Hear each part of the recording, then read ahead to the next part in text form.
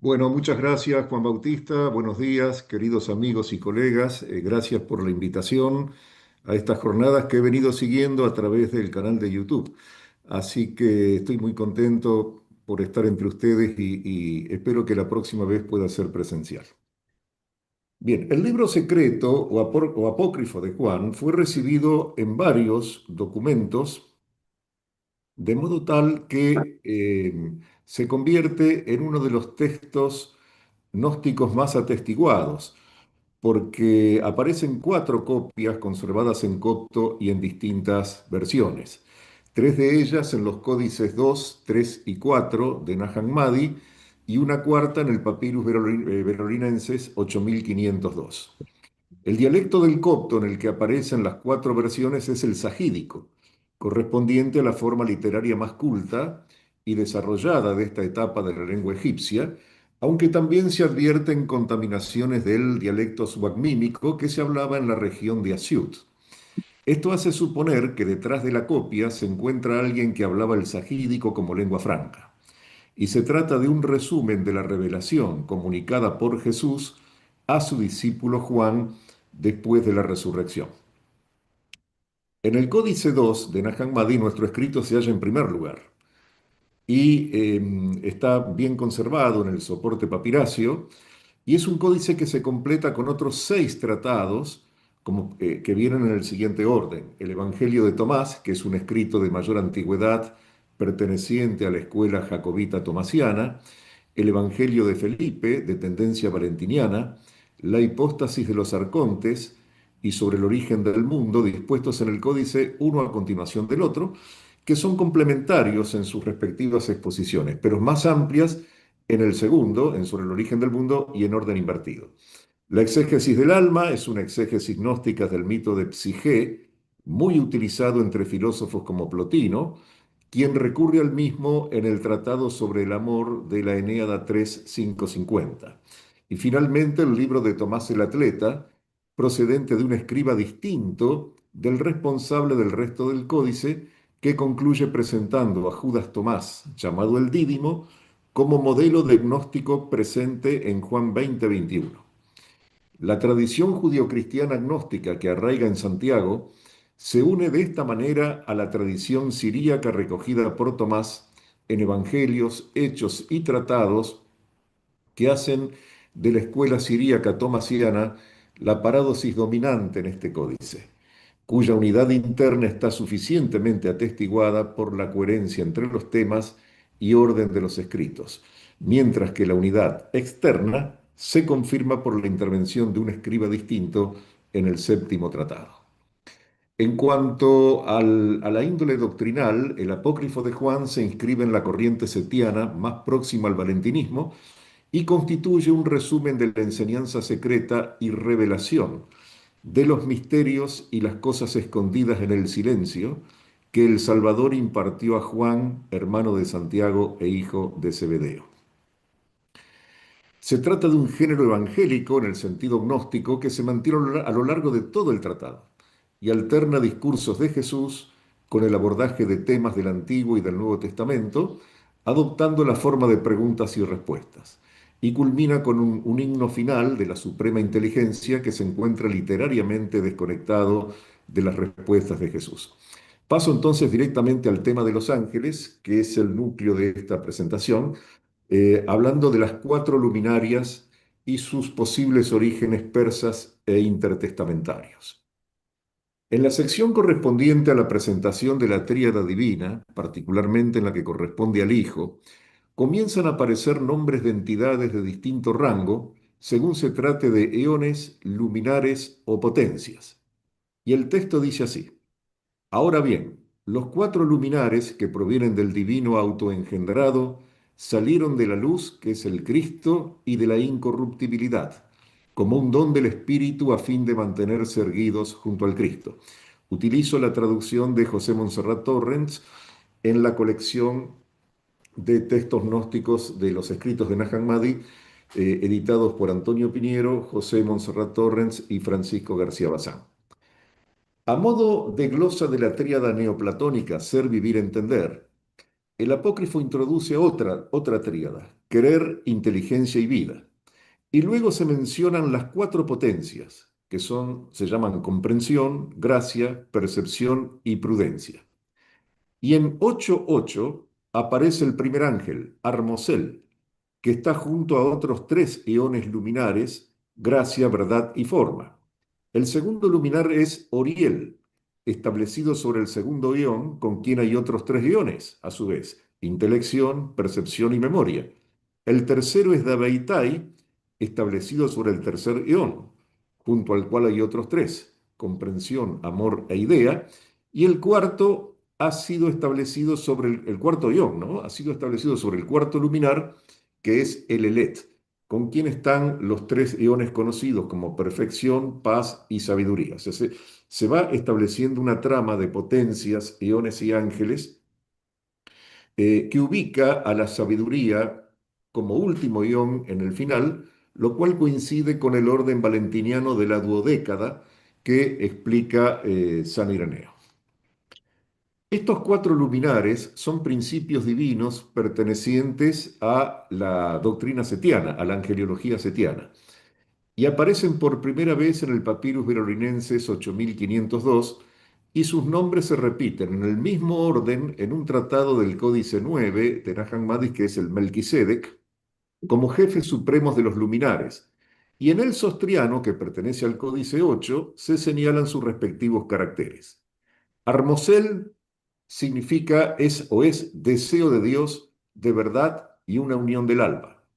En la recensión de Ireneo, Armosel es identificado con la sabiduría. Oriel es un poderoso vidente de la verdad. Dabeitai, una visión del conocimiento. El Elet, un ímpetu y una preparación para la verdad y conocimiento. No pertenecen al proto manifestado, sino a la madre Barbeló, un pensamiento de la mente perfecta de la luz que permite a las almas inmortales recibir conocimiento. Simón Petermann prefiere traducir Foster por iluminador, ya que la expresión luminares parece referir más a objetos estelares que a entidades personales, mientras que en contexto gnóstico el término se refiere siempre a una persona. La palabra ión puede referirse tanto a tiempos como espacios, lugares o mundos, tiempos o seres personales. Si los cuatro luminares de los que aquí se habla indican lugares celestiales o incluso estrellas, son ante todo seres personales como una especie de ángeles. Respecto de los dos primeros, Armosel y Oriel, todo parece indicar que son ángeles. La idea de que los luminares son estrellas es insinuada por Busset, quien la vincula con una noción iraní que aparece en el Bundahishin, según la cual cuatro estrellas fijadas en la tienda del cielo dominaban todas las regiones del mundo. Y acá se los asocia con el capítulo 82 de Primera Enoch, del primer libro de Enoch, que como ayer explicaba el doctor Royman, se trata de una colección de tratados independientes. Y aquí, en el capítulo 82, se afirma que cuatro estrellas dirigían la separación de las cuatro estaciones del año. Leo solamente una parte del texto por razones de tiempo, que dice, estos son los nombres de los guías que separan las cuatro estaciones del año. Melquiel, Helenmelec, Meleyal y Narel. Esto, he utilizado el libro de Enoch en la traducción de Federico Corriente y Antonio Piñero, que aparecen, como decía ayer Adolfo, en el tomo 4 de los apócrifos del Antiguo Testamento de Alejandro Díez Macho.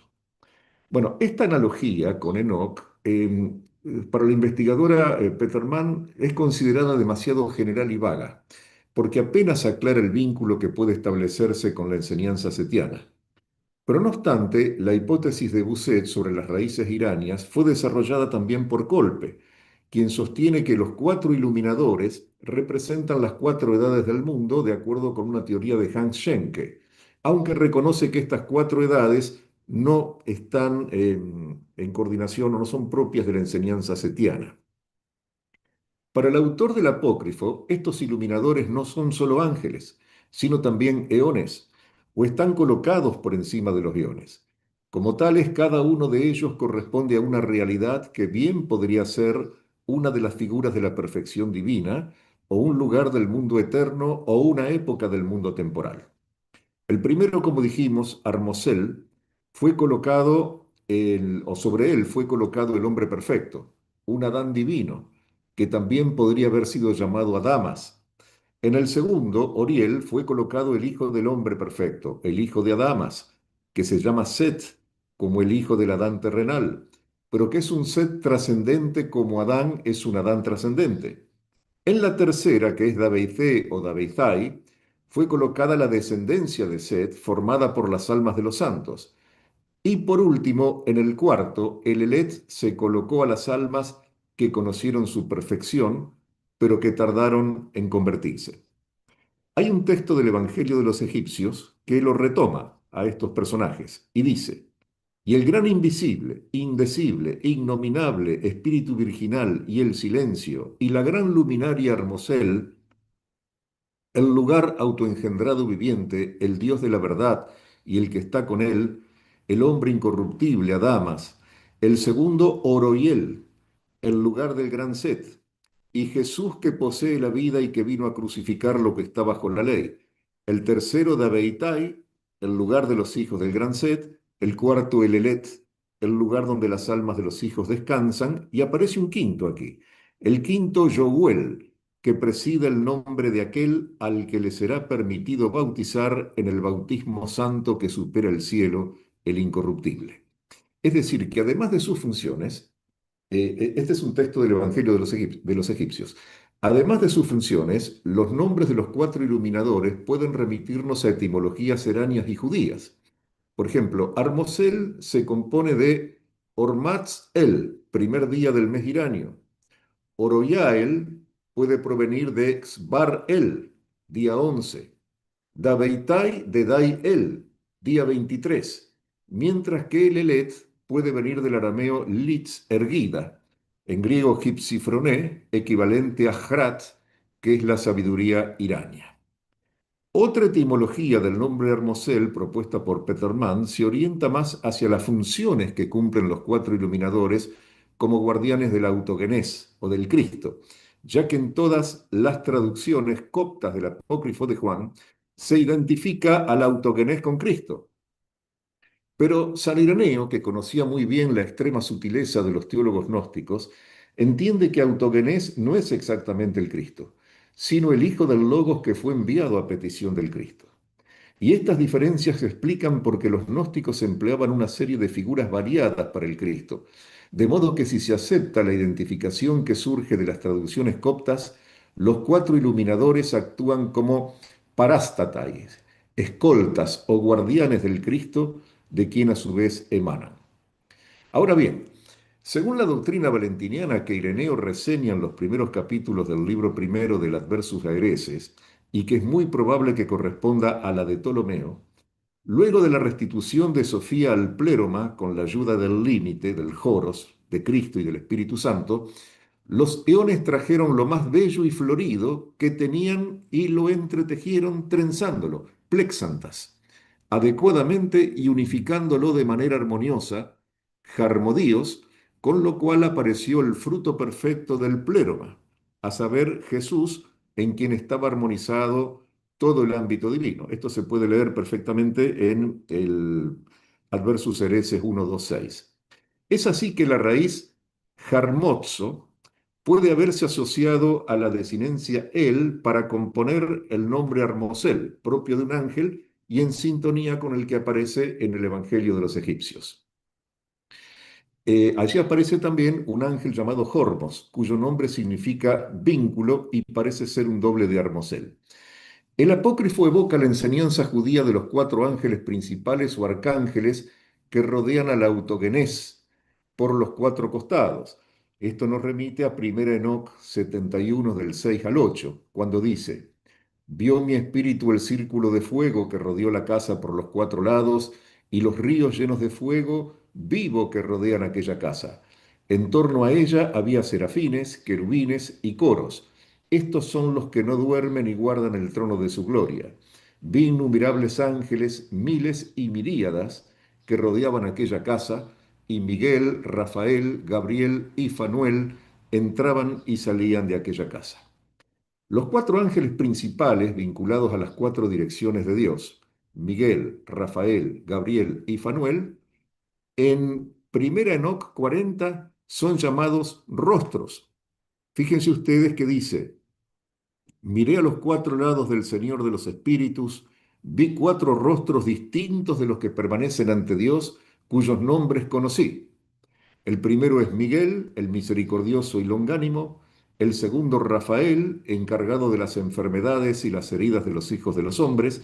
El tercero, Gabriel, encargado de todo poder. Y el cuarto, llamado Fanuel, encargado de la penitencia para esperanza de los que heredarán la vida eterna. Las raíces judías que subyacen a esta angeliología resultan evidentes, porque en Ezequiel Dios aparece rodeado de cuatro querubines, y sobre este pasaje de Ezequiel 1 del 5 al 21 se basa la famosa visión de Apocalipsis 4, versos 6 al 7, respecto de las cuatro criaturas vivientes que rodean el trono de Dios y que desde Ireneo en adelante fueron consideradas símbolos de los cuatro evangelistas, el león, el hombre, el buey y el águila. En cuanto a las etimologías, Miguel es quien como Dios, Rafael, Dios cura, significado que en el judaísmo posterior lo convirtió en el patrón de los médicos, Gabriel, varón de Dios, y Fanuel, volveos hacia Dios. En la hipóstasis de los arcontes, Sabaoth, quien está por encima de las potencias del caos, se construyó un gran carro de querubines dotado de cuatro rostros con una innumerable multitud de ángeles para ser de servidores, arpas y cítaras. Y en el pasaje de Ireneo que ya cité, el segundo iluminador se llama Raguel, uno de los arcángeles visitantes del libro de Enoc, pero en un capítulo en que los arcángeles son siete y no cuatro. Me refiero a 1 Enoc 24, donde aparecen siete, justamente. Probablemente sea el mismo arcángel que aparece, o el mismo ángel, perdón, que aparece en el libro de los secretos de Enoc o Enoc Eslavo, con el nombre de Raguil. Porque Raguel o Raguil es el ángel que castiga al mundo de las luminarias, que en este contexto son estrellas, o los siete planetas, o los ángeles asignados a los siete planetas.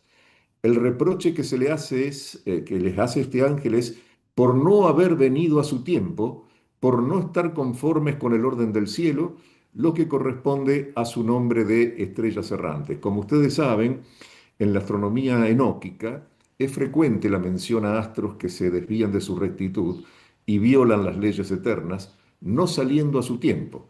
Y el reproche se dirige a los ángeles que gobiernan las estrellas, aunque también puede considerarse que los astros son seres angélicos. Bueno, aparece en el verso 13 de la epístola de Judas, ¿no? Y en 1 Enoc 18. Los gnósticos que veían en Raguel una figura de Cristo entendían el 7 como símbolo de la antigua ley, con lo cual Raguel, cuyo significado es pastor, coincidiría con el Cristo que abolió el régimen antiguo del demiurgo del Antiguo Testamento. Es muy probable que Oriel, nombre más seguro para el segundo iluminador, sea el ángel Uriel de Primera Enoc 20, donde es indicado como ángel del mundo y del tártaro o ángel del mundo y del terror. Y aparece también como el ángel astrónomo que conoce los nombres de todas las estrellas, así como sus respectivos ascensos y ocasos.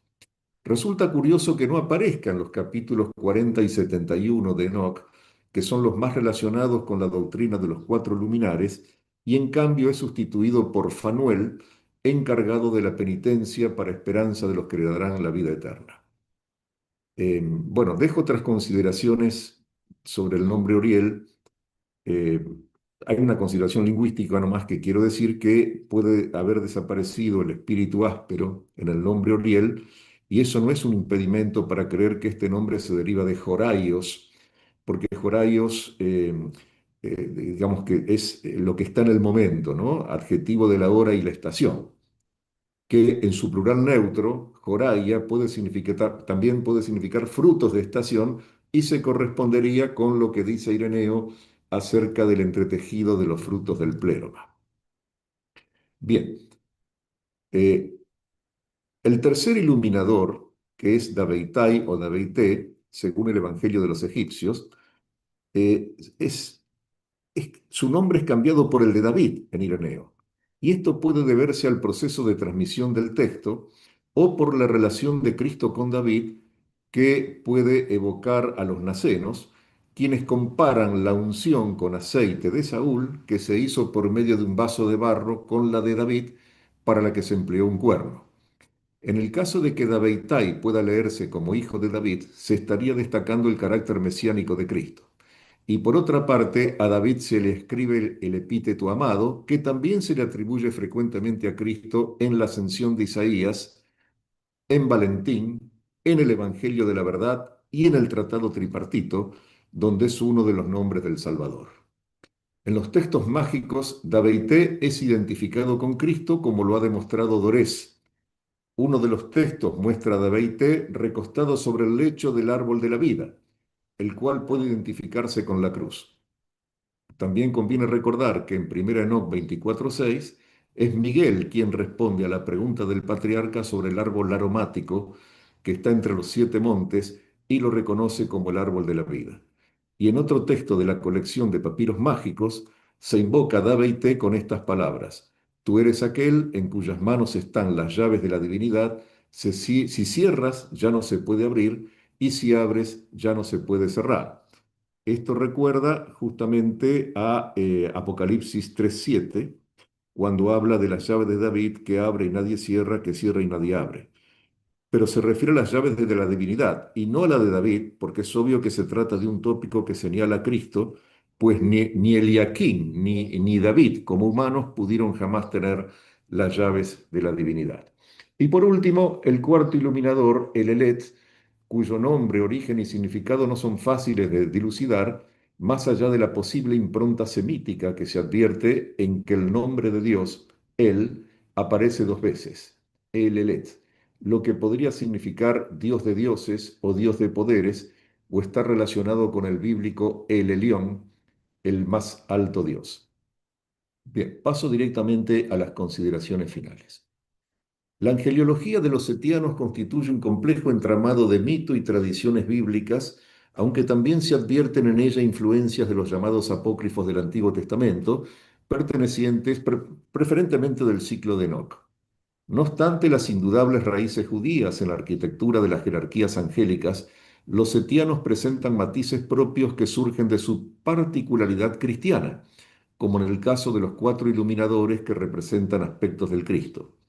Por otra parte, los ángeles de Enoc no son zoomórficos, mientras que los arcontes de la creación demiúrgica, no los iluminadores, sino una serie de arcontes que aparecen más adelante en el apócrifo de Juan, sí son con rostros de animales. Y en este caso sus referencias se orientan a los seres vivientes de Ezequiel 1 del 5 al 21 y los cuatro que rodeaban el trono de Dios en Apocalipsis 4 del 6 al 7. Sus aspectos tienen que ver con lo que la Vulgata astrológica le atribuía al zodíaco o círculo de animales, en el que al menos la mitad de sus signos comportan figuras animales. Conocedores de la astrología greco-egipcia, muy difundida en su tiempo, lograron relacionar el número de los ángeles que intervinieron en la creación como ayudantes del Demiurgo y Aldabaoth con los 360 grados del círculo del cielo. Las entidades personales que presidían las esferas cósmicas de la hebdómada planetaria funcionaban a la manera de demonios, arcontes que obstaculizaban el ascenso del alma después de la muerte del gnóstico, al modo de aduaneros celestiales ante los que el alma debía pronunciar rigurosas fórmulas de confesión celestial para no quedar detenidas en el proceso psicagógico. Los gnósticos del siglo II fueron contemporáneos del famoso astrónomo Claudio Ptolomeo y conocían muy bien su ciencia del cosmos. Tal vez conocieron también la obra de Wetius Wallens, astrólogo de Antioquía del siglo II. La concepción del cosmos como un viviente justificaba los rostros de animales de los diferentes signos y se los asignaban a los arcontes que presidían sus respectivas constelaciones. Pero es necesario destacar que este complejo entramado de mito, tradición bíblica y astrología se elaboraba en orden a una soteriología indudablemente cristiana, que consistía en la restauración de la sabiduría caída del pléroma y que debía operarse en distintas etapas del ascenso, plagadas de los obstáculos que interponían los arcontes de la semana planetaria. El apócrifo de Juan, en sus versiones larga y breve, es uno de los textos más explícitos de la biblioteca de Nag Hammadi en cuanto a fuente para el estudio de la angeliología y demonología gnósticas, pero su estudio requiere la comparación con otras obras de la misma tradición, como la hipóstasis de los arcontes, sobre el origen del mundo, el Evangelio de los egipcios y también ciertos testimonios valentinianos, porque estas corrientes guardan mucho de común más allá de sus singularidades, de sus singulares y originales intuiciones. Muchas gracias.